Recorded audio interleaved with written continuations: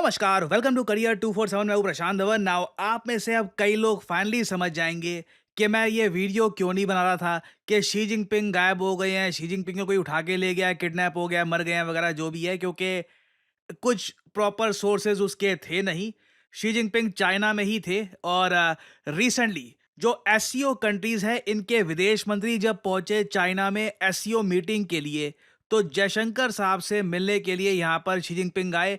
इनकी ये फोटो आज के समय आप अगर देखो सोशल मीडिया पे काफी वायरल हो चुकी है, क्योंकि इंडिया चाइना रिलेशंस किस तरफ करवट लेंगे पूरी दुनिया इसको लेकर इंटरेस्टेड है। क्योंकि एक तरफ यूएसए में तो देखिए ओपनली बात चल रही है कि दोनों देशों पे लगाओ 500% टैरिफ, क्योंकि दोनों देश रशिया को सपोर्ट करते हैं। अब ऐसे टाइम में जब इंडिया चाइना को इकट्ठा आना चाहिए था, हम देख रहे हैं कई इश्यूज को लेकर चाइना लगातार भारत को और ज्यादा टारगेट कर रहा है। फॉर एग्जाम्पल जो rare earth minerals China export करता था, अब उसके एक्सपोर्ट पर रोक लगा दी है, जिससे भारत में भी हम देख रहे हैं सडनली रेयर अर्थ मिनरल्स की कमी हो गई है। इस कमी को पूरा करने के लिए भारत ने सडनली इमरजेंसी 1345 करोड़ का एक कॉर्पस बिल्ड किया है, जिससे हम भारत में जो रेयर अर्थ मिनरल्स हैं इनको खोजेंगे। बट चाइना के पास प्रॉपर नोन डिपॉजिटरीज हैं रेयर अर्थ मिनरल्स की, और इसलिए जब जयशंकर साहब मिले शी जिनपिंग से, चाइना के विदेश मंत्री से, इन्होंने कैटेगोरिकली भारत की ये बात सामने रखी कि जो रेयर अर्थ एक्सपोर्ट्स पर चाइना ने रोक लगा रखी है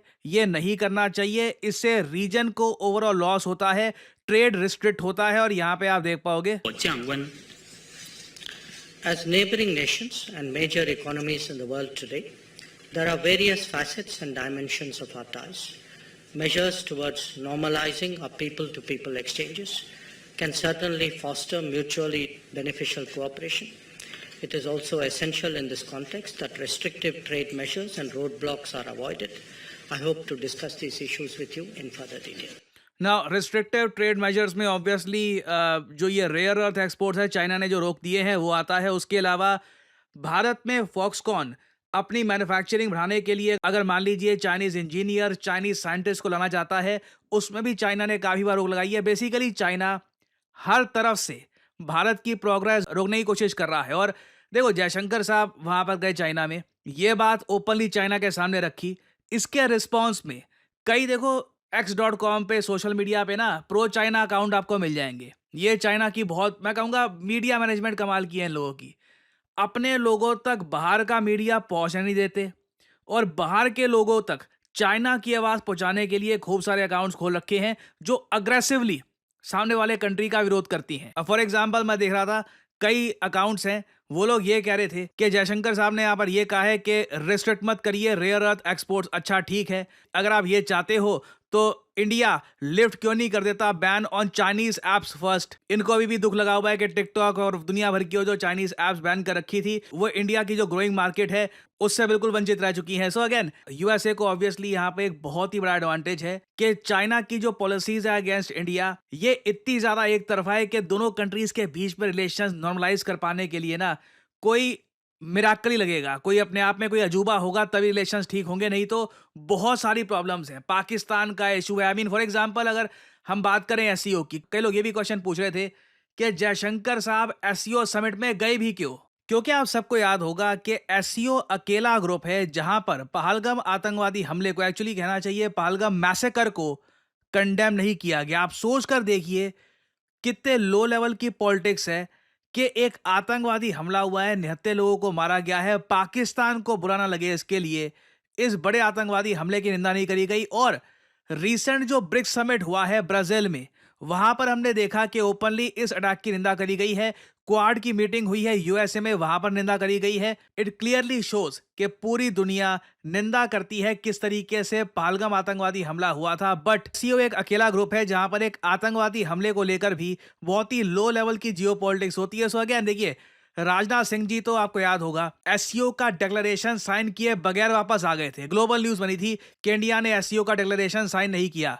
तो ऑनेस्टली आप लोग अगर मुझसे पूछे राजनाथ सिंह जी का जो एक्सपीरियंस था एससीओ में, उसके बाद जयशंकर साहब को परहैप्स जाना भी नहीं चाहिए था। हम यहाँ पर किसी और मिनिस्टर को, थोड़ा सा एक लोअर लेवल के ऑफिशियल को भेज सकते थे परहैप्स भारत को रिप्रेजेंट करने के लिए। और अगेन देखो इस साल एससीओ का जो लीडर समिट भी है वो चाइना होस्ट करेगा। पीएम मोदी चाइना जाएंगे या नहीं जाएंगे I don't know, that will be a huge I think visit. अब प्रॉब्लम देखो यहाँ पर यही है, यूएसए की तरफ से तो वो लोग ओपनली कह रहे हैं कि भारत जो कर रहा है डिस्पिकेबल है, भारत पे पेनल्टीज लगाएंगे, सब करेंगे, बट एशिया में एक यूनाइटेड ऑपोजिशन इसका खड़ा हो नहीं रहा और इंडिया लगातार एससीओ में अपना जो इंटरेस्ट है वो भी खो रहा है। ये बात 2024 से मैं देख रहा हूं। भारत के कई जियोपॉलिटिकल एनालिस्ट इंटरनेशनल फोरम्स में लिख चुके हैं कि given the differences and AIIMS and objectives, membership provides little benefit. मैं आपको साफ साफ बता दूं, एससीओ की मेंबरशिप काफी हद तक यूजलेस लगती है और आप अगर इंडिया को एससीओ से निकाल दो ना तो ग्रुप की कुछ इतनी इंपॉर्टेंस होगी भी नहीं। इट विल बी जस्ट कि एक रशिया चाइना का ग्रुप है, उनके वैसे भी एक दो और ग्रुप्स भी हैं, तो कुछ यूनिक रहेगा नहीं एससीओ के बारे में। बट प्रॉब्लम देखो यहाँ पर यही आती है, अगर इंडिया एससीओ से निकल जाता है तो इससे वेस्ट को ये मैसेज आएगा कि इंडिया के पास ऑप्शंस अब कम हो गए हैं। इंडिया रशिया चाइना के साथ कॉपरेशन उस लेवल पर कर नहीं पा रहा। सो देखिए, आज के समय जो ये बैलेंस है बहुत ज़्यादा डेलिकेट है और आई थिंक कहीं ना कहीं चाइना को अपनी स्ट्रैटेजी चेंज करनी होगी, क्योंकि डोनाल्ड ट्रंप ओपनली यूक्रेन को बोल चुके हैं रशिया की हैवी बॉम्बिंग करना शुरू कर दो, मॉस्को को बॉम्ब करो, सेंट पीटर्सबर्ग को बॉम्ब करो। मैं बहुत ही जल्द इस पर वीडियो लाने वाला हूं। I think this will be a game changing decision by Donald Trump. वो 500% टैरिफ लगाने की बात कर रहे हैं, भारत चाइना पे रशिया पे हैवी अटैक्स करने की बात कर रहे हैं। और मैंने रिसेंटली देखा है कई अमेरिकन पॉलिटिशियंस, कई अमेरिकन एमपीज अब खुलकर बात बोल रहे हैं कि डोनाल्ड ट्रंप की जो नीतियां हैं ना, अगर इसके अगेंस्ट एक बार इंडिया चाइना बाकी कंट्रीज इकट्ठा आ गए, यूएसए की फॉरेन पॉलिसी बिखर सकती है। ये जो छोटी सी क्लिप है ये देखिए। So too is our standing around the globe. After all, these chaotic tariffs give our trading partners all too accurate an impression that we are unpredictable, that we are unstable, that America with all its power is unreliable. ना ये words मैं काफी बार use करता आया हूं Trump की policy को लेकर, अनस्टेबल, अनप्रिडिक्टेबल, अनरिलायबल। ये बात सिर्फ मैं नहीं, कई अमेरिकन इनके पार्लियामेंट में बैठकर खड़े होकर ओपनली कह रहे हैं कि ट्रंप की जो पॉलिसीज हैं ये बहुत ज़्यादा अनस्टेबल है। और अगेन ये लोग लकी हैं कि चाइना की पॉलिसी इस वक्त बहुत अजीब है। चाइना की पॉलिसी एशिया को यूनिफाई करने वाली नहीं है, क्योंकि चाइना खुद ताइवान की वॉर के लिए प्रिपेयर कर रहा है। दे आर वेरी लकी कि ये सब हो रहा है। नहीं तो अगर इंडिया और चाइना आज के समय एक स्वर में बात करे, it can radically change the whole equation. और यहाँ पे आप देख पाओगे कई अमेरिकन इस बात को समझते भी हैं। So those trading partners are flocking elsewhere. They go to China or to India or elsewhere. The fact is we have so alienated even our closest friends and allies that some countries like Canada have gone beyond reciprocal tariffs to a downright boycott of American goods, devastating American farmers, small businesses, and consumers alike. तो इन्होंने Canada का भी यहाँ पर example दिया। Canada तो all together American goods को boycott कर रहा है और ये बॉयकॉट अभी भी काफ़ी हद तक चल रहा है। नाउ अगेन एससीओ समिट में आई थिंक पाकिस्तान को लाना सबसे बड़ा डिजास्टर था, but at least BRICS as a group अभी भी एग्जिस्ट करता है। ब्रिक्स ने रिसेंटली ट्रंप के टैरिफ्स की काफ़ी निंदा करी है और अभी आने वाले समय में व्लादिमीर पुतिन की जो विजिट होगी to India, I think that will be very important. और अभी आने वाले कुछ हफ्तों में रशिया पे बड़े अटैक्स होने वाले हैं यूक्रेन के। अगली सीन्स बहुत ज़्यादा खराब सीन्स आएंगे। मैं बहुत ही जल्द आपके लिए वीडियो लेके आऊँगा जो इम्पेंडिंग अटैक यूएस करवाएगा मॉस्को पर, पीटर्सबर्ग पर। ये हिस्टोरिक होने वाला है। It will be very interesting video, वो वीडियो ज़रूर देखिएगा। और फाइनली यहाँ पे आप लोगों से एक क्वेश्चन पूछूंगा, रिसेंटली वो कौन सा देश है जिसने दुनिया का पहला ट्रेडिशनल नॉलेज डिजिटल लाइब्रेरी का एक पोर्टल ओपन कर दिया है?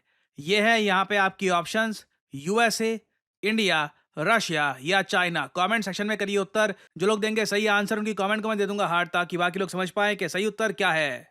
नाउ एक अच्छा करियर बिल्ड करने के लिए सबसे इंपॉर्टेंट इंग्रेडिएंट क्या है? स्किलिंग।